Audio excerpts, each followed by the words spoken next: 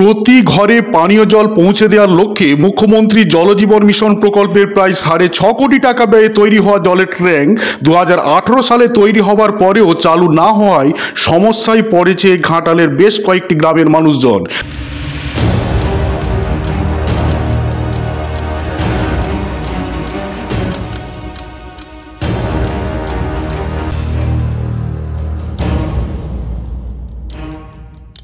ঘটনা পশ্চিম মেদিনীপুর জেলার ঘাটাল ব্লকের মোহনপুর গ্রাম পঞ্চায়েতের মূল গ্রাম এলাকায়।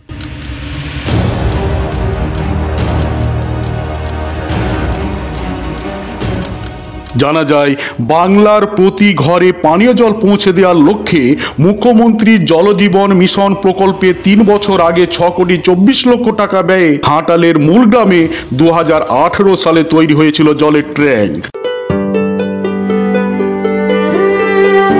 কিন্তু বেশ কয়েক বছর পার হয়ে গেলেও জলের ট্যাঙ্ক থেকে সরবরাহ জল পাচ্ছে না বহু গ্রামের মানুষ। ট্যাপ থাকলেও ট্যাপ থেকে পড়ছে না জল। এদিকে জলের ট্যাঙ্ক চালু না হয় পাম্প থেকে সরাসরি পানীয় জল দেওয়া শুরু হয়েছে পাম্প চালিত কাছাকাছি কয়েকটি ঘরে।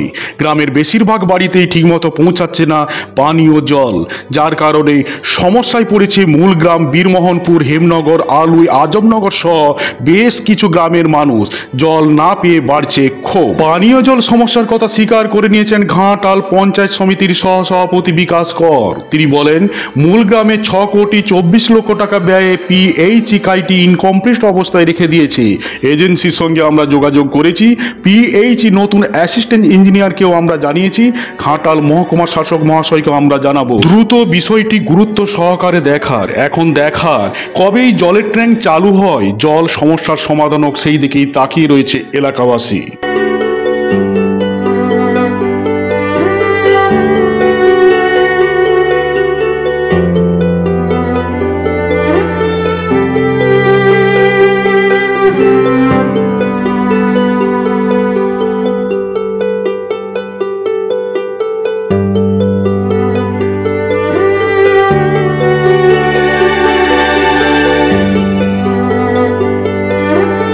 চালু তো অনেকদিন তো হয়ে গেছে, মাঝখানে বন্ধ পড়েছিল।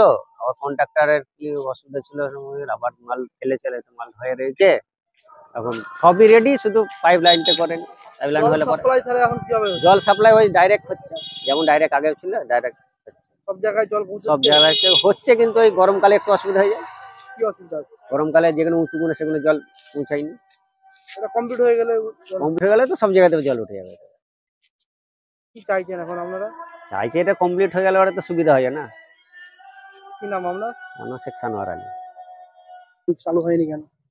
এখন সমস্যা ওই তো, সেটা কন্ট্রাক্টর জানে কি সমস্যা হচ্ছে। মানে শুধু পাইপ ঝুলাতে বাকি আছে, বাকি সব হয়ে গেছে। কতদিন আগে তৈরি হয়েছে? হয়ে গেল 8 মাস 9 মাস। সোলারটাও হয়েছে মাস 3 আগে। এখন কি পরিস্থিতি আছে? এখন পাম্প চলছে, ডাইরেক্ট চলছে। গ্রামবাসী একটা অভিযোগ করছে যে উঁচু জায়গায় জল পৌঁছচ্ছে না। সব জায়গাতেই যাচ্ছে, কিছু কিছু জায়গায় যায়নি। না যাওয়ার কিছু কারণও আছে। জলগুলো তো মানে সারাদিন ট্যাপ চলছে, যেখানে একটা কানেকশন সেখানে 3টে 4টে করে কানেকশন হয়ে গেছে। তারপরে কে তলাবাড়ি পাওয়াচ্ছে, কে গাছ পাওয়াচ্ছে, বিভিন্ন রকম ট্যাপগুলো যদি খোলা থাকে, কিন্তু যে যার জল নেবে ট্যাপ বন্ধ করে দিবে। যদি ট্যাপ বন্ধ না করে, সবসময় খোলা থাকে, তাহলে জল উঁচু গুলো যাবে কি করে? 2-1 জায়গায় কিছু নয়, একটা পাড়া জল যায়নি। তো হ্যাঁ, বিকেলের দিকে কি সমস্যা রয়েছে? জলের ট্যাঙ্কে কিছু সমস্যা নেই, পাইপটা ঝুলানো হয়নি। পাইপ ঝুলালে হলে চলবে।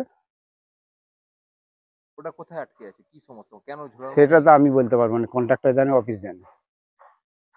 কিন্তু ট্যাঙ্কিতে যদি জল উঠতো তাহলে তো সমস্ত গ্রামের সমস্ত হ্যাঁ জল পেত। হ্যাঁ হ্যাঁ হ্যাঁ, ট্যাঙ্কিতে এলে সবাই পেয়ে যাবে।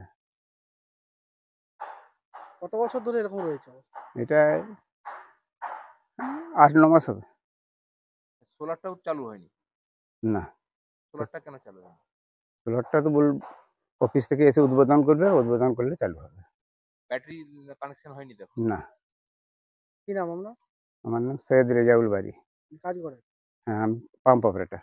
কি বলবো, শুনুন, আমাদের পিএইচির কাজ আমাদের ব্লকে বিভিন্ন অঞ্চলে যেটা শুরু হয়েছিল, সেই পিএইচির কাজটা তো করতে একটু সময় লাগে। তো আগে থেকে আমাদের সজলধারার কাজ হয়ে গেছিল অঞ্চলের পক্ষ থেকে, তো সেইভাবেই কাজটা চলছে। তো এখানে যে 6,24,00,000 টাকার যে পিএইচির কাজটা হয়েছে, সেই কাজটা ইনকমপ্লিট অবস্থায় আছে। এজেন্সির সঙ্গে যোগাযোগ করেছি, আমাদের নতুন অ্যাসিস্ট্যান্ট ইঞ্জিনিয়ার পিএইচি এসেছেন, তার কানেও তুলেছি। এসডিও সাহেবকে আমি জানাবো যে মূলগ্রাম ছাড়া মূলগ্রামেরও 50% পরিবার নাকি জল পাচ্ছে।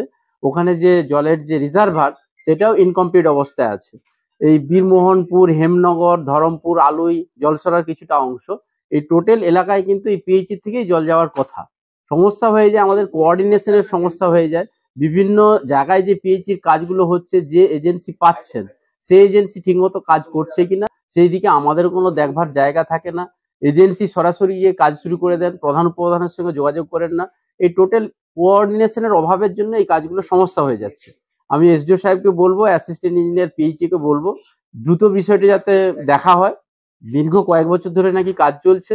এজেন্সি যদি ঠিকমতো না কাজ করে, সেই এজেন্সির এগেনস্টেও কিন্তু স্ট্রং অ্যাকশন নেওয়ার কথা আমি বলবো।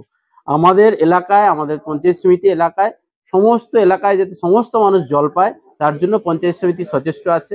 মাননীয় মুখ্যমন্ত্রী মমতা বন্দ্যোপাধ্যায় তিনি প্রায় 75 লক্ষ পরিবারকে অলরেডি এই সজলধারা প্রকল্পের মধ্য দিয়ে পানীয় জল, বিশুদ্ধ পানীয় জল দিচ্ছেন। তো আমরা চাই আমাদের পঞ্চায়েত সমিতি এলাকায় জল সংকট, জল কষ্ট যেন না থাকে। এই বিষয়টা আমাদের নজরে এসেছে, আমরা দ্রুত পদক্ষেপ গ্রহণ করব, মিটিং ডাকবো। বিডিও সাহেব, এসডিও সাহেব সহ আমাদের অ্যাসিস্ট্যান্ট ইঞ্জিনিয়ার থাকবেন, এবং এলাকার মানুষ যাতে এই পিএইচির থেকেই বিনামূল্যে বিশুদ্ধ পানীয় জল পায়, সেটা আমরা সুনিশ্চিত করব। আপনারা দেখছেন বিকাশ চ্যানেল, আমি আপনাদের সঙ্গে সানিজুল হক।